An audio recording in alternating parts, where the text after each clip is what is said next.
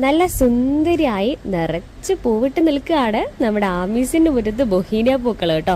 3 കളറിലാണ് കേട്ടോ ബൊഹീനിയന്റെ പൂക്കളുള്ളത്.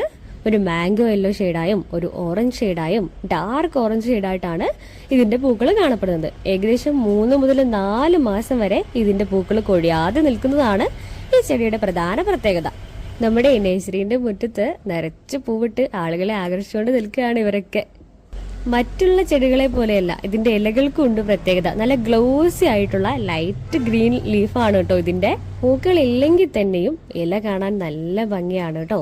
നമുക്കിത് വേണമെങ്കിൽ ചട്ടിയിലൊക്കെ പ്രൂൺ ചെയ്തും വളർത്താം, അല്ലെങ്കിൽ ക്ലൈംബർ ആയിട്ടും വളർത്താവുന്നതാണ് കേട്ടോ. ഏകദേശം എല്ലാം തന്നെ വിരിയാനായിട്ട് തയ്യാറെടുത്തുകൊണ്ട് നിൽക്കുന്ന പ്ലാന്റ്സ് ആണ് കേട്ടോ.